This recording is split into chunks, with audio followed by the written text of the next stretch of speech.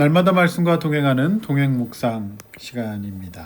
4월 3일 목요일 오늘 본문은 누가복음 18장 31절에서 43절. 과연 누가 맹인인가라고 하는 제목입니다. 어제 본문에서 우리는 어린아이들처럼 하나님의 나라를 받들지 아니하는 자는 결단코 거기 들어가지 못하리라는 유명한 본문을 함께 묵상하셨습니다. 하나님 앞에서 전혀 어린아이 같지 않는 어른스럽게 행동하는 한 부자 관리의 예를 드시면서 그가 이미 세상 나라에서 너무 많은 소유를 가지고 있었기 때문에 그것을 내려놓지 못하고 근심하며 떠나가는 자에게 영생이 없다는 말씀을 하셨습니다. 이제 오늘 본문에서 예수님은 몸소 자신의 가장 소중한 몸을 인류의 죄를 대속하시는 길을 가심으로써 영생의 길을 열고 계시는 것이죠. 본문 보겠습니다. 31절 예수께서 열두 제자를 데리시고 이르시되 보라 우리가 예루살렘으로 올라가노니 선지자를 통하여 기록된 모든 것이 인자에게 응하리라. 예수님께서 열두 제자를 데리고 예루살렘 올라가십니다. 이 일은 오래전부터 구약의 선지자들을 통하여서 예언된 것이고 예수님은 그 예언을 성취하러 가시는 겁니다. 어제 본문의 부자가 너는 구원을 위해 아무것도 내어놓지 못했습니다. 그러나 우리 예수님은 저와 여러분의 구원을 위해서 지금 십자가를 지시러 예루살렘에 올라가시는 겁니다. 32절 그곳에는 참혹한 고난이 기다리고 있습니다. 이방인들에게 넘겨져 희롱당하고 능욕당하고 침뱉음 당하고 채찍질 당하고 죽임을 당할 것입니다. 그러나 3일 만에 살아나실 겁니다. 하나님의 아들 예수 그리스도는 부활하십니다. 인간의 몸으로 오셔서 우리가 당할 모든 죄의 대가를 십자가에서 치루어 주시지만 그분은 창조주 하나님의 아들이시기에 죽음의 권세에 매이지 않고 다시 부활하십니다. 4월 달에는 부활절이 있습니다. 기독교 최대 명절인데요. 만약 예수님의 이런 부활이 없다면 기독교는 성립될 수 없습니다. 오랫동안 구약 내내 짐승의 제사를 번제물로 드렸지만 그것으로 하나님의 공의가 만족될 수 없었습니다. 결국 하나님의 아들 예수 그리스도를 여전히 죄 가운데 헤매고 있는 인류의 구원을 위해 이 땅에 보내시고 십자가에서 죽으시고 부활하심으로 다시 하나님과의 관계를 회복하고 구원받을 수 있는 믿음의 길을 여신 겁니다. 따라서 하나님 앞에서 내가 죄인인 것을 인정하고 예수님을 내 죄값을 대신 치러 주신 분이심을 믿고 하나님의 자녀가 된다면 우리 영혼 역시 부활의 날을 맞이하는 겁니다. 이것이 바로 기독교의 복음의 핵심입니다. 그러나 34절 안타까운 말씀이죠. 제자들이 이것을 하나도 깨달지 못합니다. 그 말씀이 감추어져 있고 이르신 바를 알지도 못합니다. 말씀을 깨달지 못하고 하나도 깨달지 못합니다. 말씀이 감추었다. 무슨 말입니까? 어렵다는 겁니다. 못 알아듣는다는 겁니다. 저는 이 34절 말씀을 묵상하면서 목회자로서 위로가 되기도 하면서 예수님의 그 안타까운 마음이 느껴졌습니다. 얼마나 답답하고 고독하셨을까요? 저 역시 복음을 전하고 양육하고 말씀을 선포해도 여전히 깨닫지 못하는 그런 상황을 맞이할 때가 있습니다. 그러나 겨자씨처럼 자라는 하나님의 나라에서는 때가 되면 반드시 깨닫게 될 것을 믿습니다. 가족과 주변 사람들이 영적인 무지로 인하여서 답답하십니까? 오늘 본문의 답답한 제자들도 예수님의 부활 이후 변화되어 제대로 된 제자가 된다는 것을 우리는 알고 있지 않습니까? 따라서 이 답답함의 때를 그저 우리는 믿음으로 통과해야 합니다. 너무 낙심하지 마십시오. 하나도 깨닫지 못하고 이런 제자들, 이들과 예수님은 함께 하셨고 그들을 포기하지 않으셨던 것입니다. 35절. 자, 여리고에 가까이 가셨을 때 한 맹인이 길가에 앉아서 구걸하다가 36절. 무리가 지나감을 듣고 무슨 일이냐고 묻습니다. 37절, 38절에 나사렛 예수가 지나가신다. 맹인이 외치기 시작합니다. 다윗의 자손 예수여 나를 불쌍히 여기소서 하거늘 예수님이 지나가신다는 소리를 듣고 맹인은 필사적으로 힘껏 소리를 지릅니다. 다윗의 자손 예수여 나를 불쌍히 여기소서. 이 호칭은 구약에 예언된 구원자 예수 그리스도를 가리키는 정확한 호칭입니다. 그런데 39절 어제 본문에서 어린아이들을 꾸짖었던 것처럼 예수님과 함께했던 사람들이 조용히 하라고 잠잠히 하라. 그러니까 화를 내면서 꾸짖어 잠잠히 하라. 이렇게 막습니다. 이 자체가 이제 예수님을 따르고 있는 제자를 비롯한 사람들이 예수님의 그 정신과 마음 전혀 깨닫지 못하고 있다. 어 이거를 우리는 또 발견하게 되는 것이죠. 그럼에도 불구하고 이 맹인은 더욱더 필사적으로 더욱 크게 소리질러 "다윗의 자손이여 나를 불쌍히 여기소서." 이렇게 친절히 어린아이처럼 부릅니다. 누가는 지금 어제 본문의 어린아이의 이미지를 계속 가져가고 있는 겁니다. 여러분 아이들이 울며 뗐을 때 아주 필사적이죠. 그리고 과부가 억울한 일을 당해서 불의한 재판관을 치러도 끝까지 자신의 억울함을 호소하는 그 과부의 마음이 바로 이것입니다. 그만큼 절실했고 이 기회는 자신에게 다시 오지 않을 것 같은 절호의 구원의 이 기회라고 이 맹인은 믿었던 겁니다. 여러분 보십시오. 사람이 안 보이면 다른 것이 발달합니다. 촉각이 발달하고요. 무엇보다도 청력이 발달합니다. 이 본문에 여러분 보시면은 듣고가 나오죠, 듣고. 그래서 이제 듣는 청력이 아주 발달하게 되는 겁니다. 만약 맹인이 자신이 못 본다는 것만 보고 구걸하는 인생을 계속 유지했다면 그의 삶에 일어난 구원과 이 변화의 기적은 없습니다. 그러나 그는 이제 자신에게 남아있는 명확한 청력으로 예수님이 오신다는 소리를 들었고 멀쩡히 살아있는 성대의 분량을 인정했던 겁니다. 자신에게 남아있는 이 분량을 인정했던 겁니다. 들을 수 있고 소리 지를 수 있다. 이것을 붙잡고 자신이 할 수 있는 구원을 위한 최선의 노력을 다한 겁니다.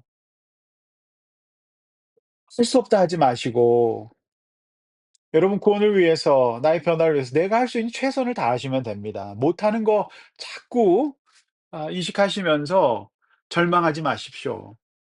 이 사람은 절망할 수 있는 상황입니다. 2000년 전의 맹인은 그야말로 절망입니다. 지금도 장애인 복지가 어려운데 2000년 전에는 정말 이분은 어떤 삶에 희망도 없었을 겁니다. 그런데 이분이 할 수 있었던 거는 듣는 거였어요. 그 여리고성에 앉아서 예수님의 소문을 들었습니다. 예수님이 하셨던 일을 들었고 예수님이 하셨던 말씀 지나가는 사람들에게 다 들었습니다. 그리고 이분에게는 그 기회가 왔고 자신이 할 수 있는 소리, 방향도 틀렸겠지만 왜 더 절실했냐면 그 예수님을 잘 못 보기 때문에 모두가 들을 수 있도록 절실하게 소리를 질렀던 겁니다. 그 소리가 얼마나 크고 절실했던지 그것은 온 생명의 힘을 다 불어넣은 혼신의 행동이었던 겁니다. 40절 결국 예수께서 머물러 서서 명하여 데려오라 하셨으니 그가 가까이 오매 물어 이르십니다. 우리 예수님은 이런 분들의 간구와 기도를 모른 채 하지 않습니다. 데려오라고 하시죠. 그리고 40절 물으십니다. 41절이죠. 무엇을 하여 주기를 원하느냐? 당연히 이분은 보고 싶었겠죠. 이 보고 싶은 것만큼의 어떤 이분의 절실함은 없었겠죠. 따라서 이 맹인의 실명은 지금 어떤 간단히 해결할 수 있는 문제였을 수도 있습니다. 2000년 전의 상황에서는 의료가 없었으니까 의학이 없었으니까 예수님밖에 답이 없었죠. 42절 예수께서 분명히 이렇게 말씀하십니다. 뭐라고 말씀하십니까? "내 믿음이 너를 구원하였다." 그렇습니다. 이 맹인은 어린아이 같은 예수님께 대한 전적인 의존과 믿음, 무엇보다 이분이 바로 선지자들이 전한 바로 그분, 다윗의 자손 예수 그리스도이신 것을 명료한 청력으로 이미 익히도록 알고 있었던 겁니다. 여러분, 그래서 믿음은 들음에서 나는 겁니다. 들었던 겁니다. 명확하게 들었던 겁니다. 예수님에 대해서 들었던 겁니다. 요즘 말씀 잘 듣고 계십니까? 여러분 설교 시간에 또 매일 말씀 묵상 시간에 양질의 복음을 들으셔야 됩니다. 여러분 요즘 무엇을 듣고 계십니까? 매일 경제를 먼저 보십니까? 매일 성경을 먼저 보십니까? 여러분 목회자가 혼신의 힘을 다해서 준비한 메시지를 정말 하나님 말씀으로 경청하시고 들으시고 또 유튜브에 올려드립니다. 힘들게 편집해서 올려드리는 겁니다. 꼭 다시 들으십시오.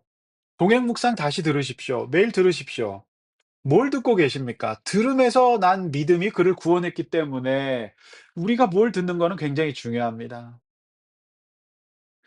마지막 43 절. 그는 보게 되었고 하나님께 영광을 돌리고 예수를 따르니 백성이 다 이를 보고 하나님을 찬양했습니다.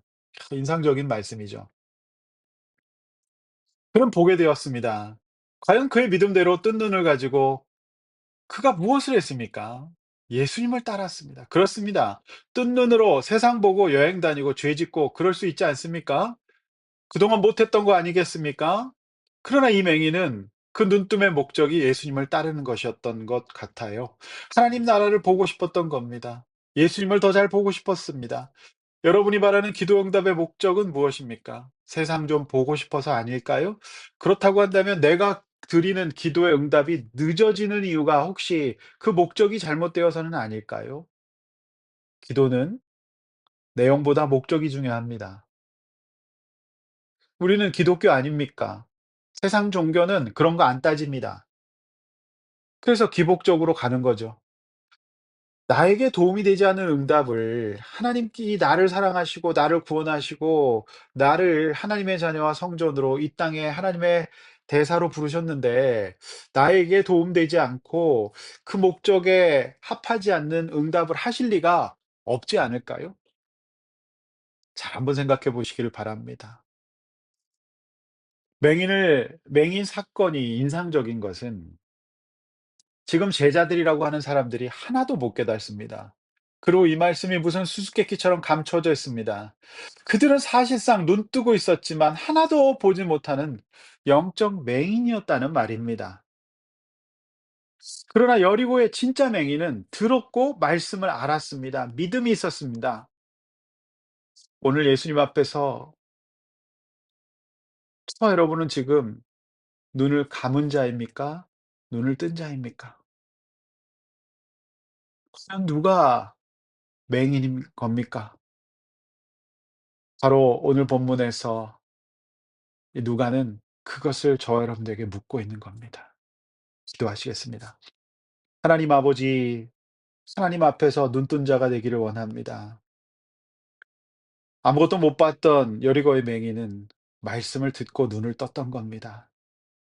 하나님 아버지, 우리가 하나님 앞에서 눈 감길 수 있는 그런 간구, 어리석은 간구를 하나님은 응답하지 않으실 겁니다. 그게 맞습니다. 어린아이에게 총을 주고 칼을 줄 자가 없지 않습니까? 하나님 아버지, 오늘 우리가 정말 이 본문 앞에서 영적으로 눈뜨게 하여 주시고 교회는 다니지만 하나님 말씀에 무지하고 하나님 말씀이 무슨 어렵고 감추어진 것처럼 그렇게 느끼지 않게 하여 주시옵소서. 깨닫게 하여 주시옵소서. 눈뜨게 하여 주시고 한 줄이라도 알 수 있도록 도와주십시오. 오늘 이 말씀을 듣고 또 목요일 하루 시작하는 모든 성도님들이 눈뜬 하루가 되게 하여 주시고 하나님 앞에서 기도의 목적을 바로 세워서 나도 행복하고 하나님 나라에도 영광 돌리는 그런 응답받게 하여 주시옵소서. 오늘도 우리 모든 성도들 지켜주시고 잠자리 드는 순간까지 영적으로 눈뜬 자가 되게 하여 주시옵소서. 예수님의 이름으로 기도하옵나이다. 아멘.